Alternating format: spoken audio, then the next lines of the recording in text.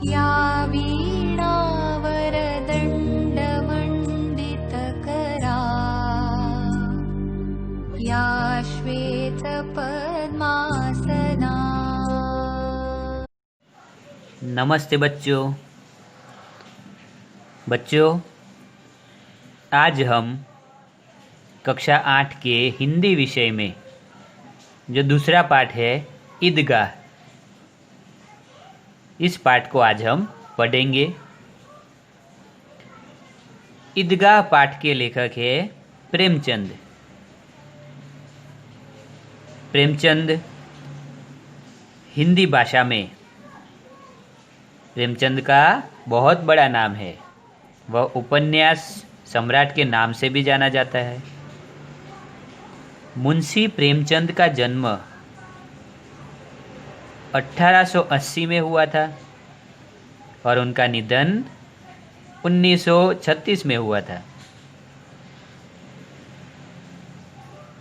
प्रेमचंद का जन्म वाराणसी, जो कि उत्तर प्रदेश राज्य में है, उसमें लम्ही नाव का एक गांव है। उस लम्ही नाम गांव में उनका जन्म हुआ था। प्रेमचंद का बचपन का नाम था धनपत राय। आरंभ में वे नवाब राय, क्या नाम है, नवाब राय उपनाम से वह उर्दू में लिखते थे।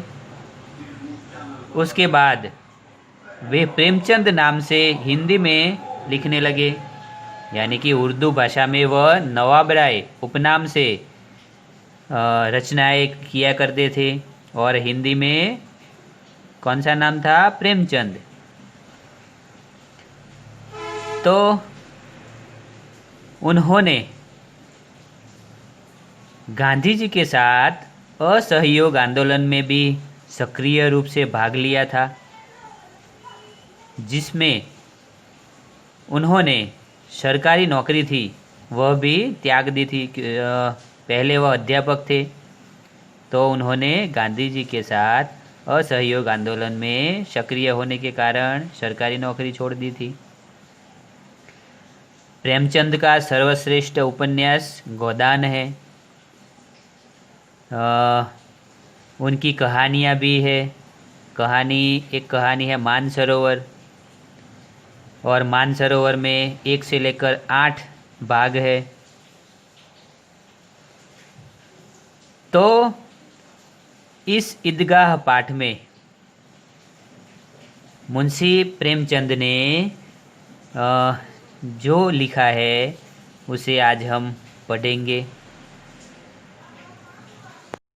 तो अब हम ईदगाह पाठ को पढ़ते हैं। सबसे पहले तो ईदगाह, ये जो शब्द है ईदगाह, तो ईदगाह इसे कहा जाता है कि ईद की नमाज पढ़ने की जगह, जो ईद की नमाज पढ़ने की जगह होती है उसे ईदगाह कहते हैं। देखते हैं पाठ को। रमजान के पूरे 30 रोज़ों के बाद आज ईद आई है। रमजान, तो रमजान मुसलमानी वर्ष का 9वां महीना होता है, कि मुसलमानी जो वर्ष होता है उसका 9वां जो महीना है, उस महीने में रमजान आती है। और रोज़ा, तो रोज़ा यानी कि उपवास, तो मुसलमान लोग का एक मजहबी फर्ज है कि वह उपवास रखते हैं। उसमें सुबह के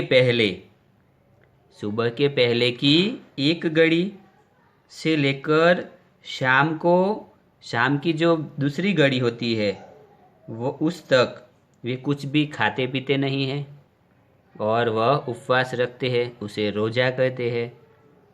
तो रमज़ान के पूरे 30 रोज़ों के बाद आज ईद आई है।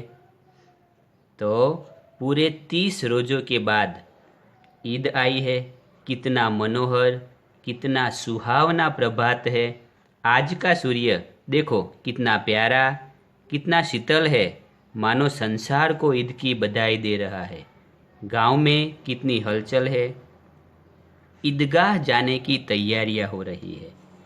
तो देखिए ईदगाह जाने की कैसी तैयारियां हो रही है कि महीना भर, पूरे महीना भर रोज़ा रखने के बाद आज ईद आई है।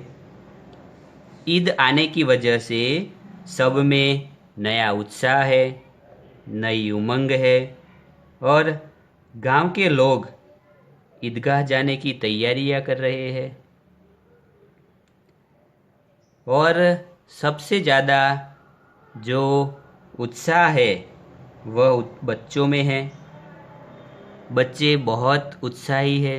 सब एक दूसरे को ईद की बधाई दे रही है और गांव में हलचल मची हुई है। आगे बढ़ते हैं। किसी के कुर्ते में बटन नहीं है। पड़ोस के घर में सुई धागा लेने दौड़ा जा रहा है। किसी के जूते कड़े हो गए हैं। उनमें तेल डालने के लिए तेली के पास भागा जाता है। तो देखिए यहाँ पर कि ये जो ईदगाह जाने के लिए बूढ़े, बच्चे, ये सभी लोग आसपास के और पड़ोस में सुई धागा लेने के लिए दौड़े हैं, क्योंकि किसी के कुर्ते में बटन टूटा हुआ है तो बटन लगाने के लिए वह पड़ोस के घर में सुई धागा लेने के लिए दौड़े जा रहे हैं। किसी के जूते कड़े हो गए हैं तो उसमें तेल डालने के लिए तेली के पास भागा जाता है, यानी कि जूतों को चमकाने के लिए उस पर तेल लगाते हैं या पालिश करते हैं। तो उसके लिए वह तेल का उपयोग करते हैं, तेलियों के पास चले जाते हैं।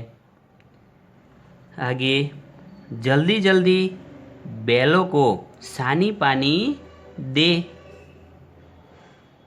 तो यहाँ पर एक शब्द है सानी पानी। सानी यानी कि चारे की सामग्री, कि जो बैलों को खाने के लिए चारे की सामग्री होती है, जो पानी में सान कर पशुओं को खिलाई जाती है। ये जो चारा है वह पानी में डाला जाता है और फिर बैलों को खिलाया जाता है। तो लोग ईदगाह जाने के लिए इतने उतावले हो रहे हैं कि जल्दी जल्दी बैलों को सानी पानी भी दे रहा है। ईदगाह से लौटते लौटते दोपहर हो जाएगा। ईदगाह से लौटते लौटते दोपहर हो जाएगी। 3 कोस का पैदल रास्ता, फिर सैकड़ों आदमियों से मिलना भेंटना। दोपहर के पहले लौटना असंभव है। लड़के सबसे ज़्यादा प्रसन्न हैं। किसी ने 1 रोज़ा रखा है, वह भी दोपहर तक।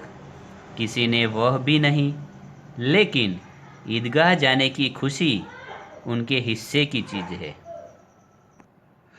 तो देखिए यहाँ पर कि ईदगाह का जो रास्ता है वह 3 कोस पैदल का रास्ता है और उसमें उस रास्ते पर सैकड़ों आदमियों से मिलना होता है। उसे ईद की बधाई देनी पड़ती है, उसे भेंटना पड़ता है। इसलिए ईदगाह से लौटते लौटते दोपहर हो जाएगी, क्योंकि रास्ता लंबा है और लोगों से मिलना जुलना और उसे मुबारकबाद देने के लिए दोपहर हो जाएगी।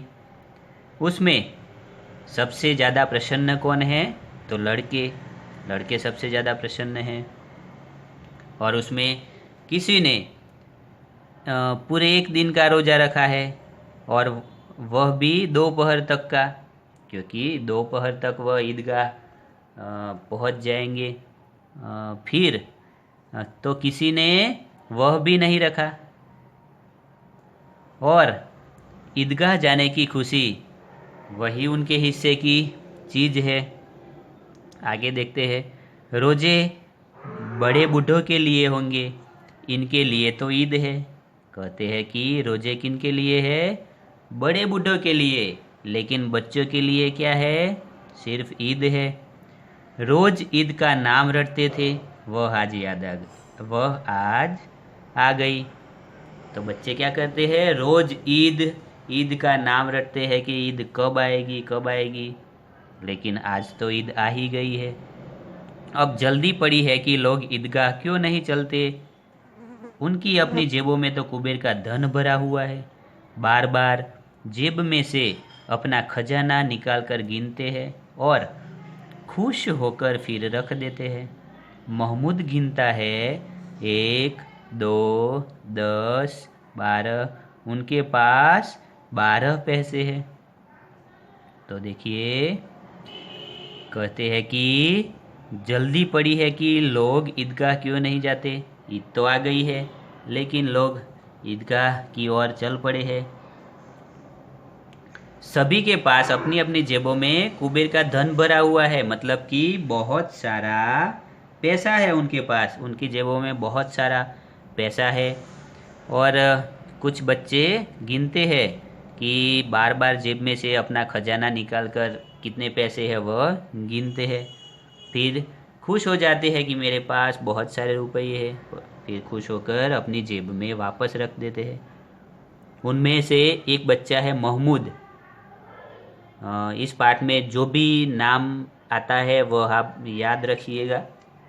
तो उनमें महमूद अपने जेब में जो पैसे है वह पैसे गिनता है कि 1, 2, 10। और फिर उनके पास कितने पैसे हैं? कुल 12 पैसे हैं। मोहसिन के पास कितने पैसे हैं? 1, 2, 8, 9, 15 पैसे हैं। तो मोहसिन के पास कुल मिलाकर 15 पैसे हैं। इन्हीं अनगिनत पैसों से अनगिनत चीज़ें लाएगी, खिलौना, मिठाइयाँ, गेंद और जाने क्या क्या। सबसे ज़्यादा प्रसन्न है हामिद, गरीब सूरत दुबला पतला लड़का, जिनका बाप गत वर्ष हैजे की भेंट हो गया। फिर एक दिन माँ भी मर गई।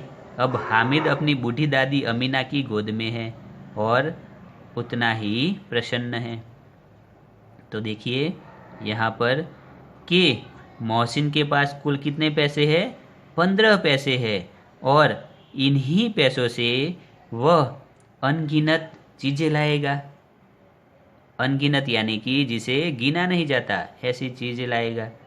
उसमें कौन कौन सी होगी चीज़ें? कि खिलौना हो गया, मिठाइयाँ होगी, गेंद भी होगा, और जाने कौन कौन सी चीज़ें होगी, क्या क्या चीज़ें होगी। और उन बच्चों में फिर सबसे ज़्यादा प्रसन्न कौन है? हामिद, जो कि इस पाठ का मुख्य पात्र है।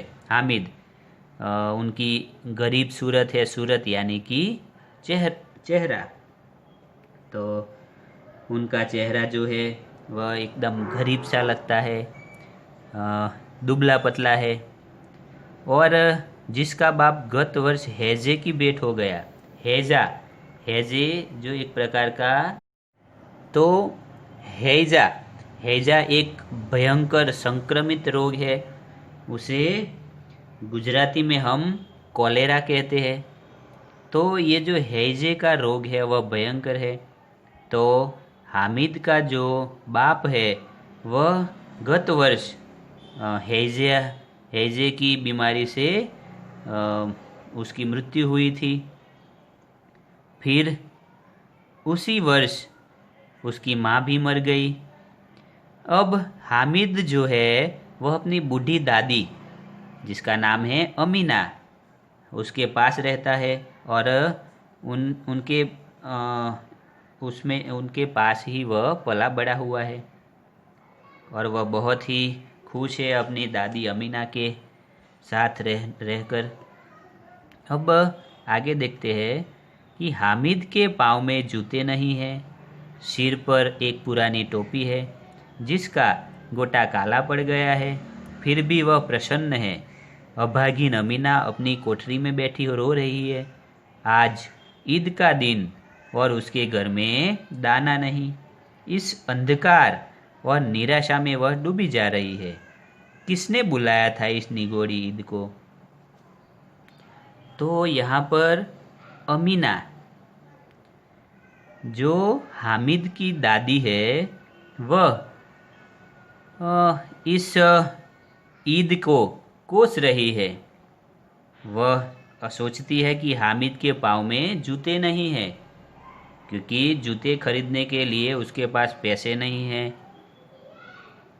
उसके सिर पर एक पुरानी टोपी है और टोपी के ऊपर जो गोटा होता है वह काला पड़ गया है, यानी कि वह इतनी पुरानी है टोपी कि उसका गोटा है वह काला पड़ गया है।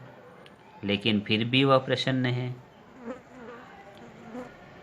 अभागिन अमीना, अभागिन यानी कि भाग्यहीन अमीना एक कोठरी में बैठी रो रही है। क्यों रो रही है? क्योंकि ईद का दिन है और घर में अनाज नहीं है, एक भी दाना नहीं है। इसलिए वह अपने आप को कोस रही है और कहती है कि इस निगोड़ी ईद को किसने बुलाया है।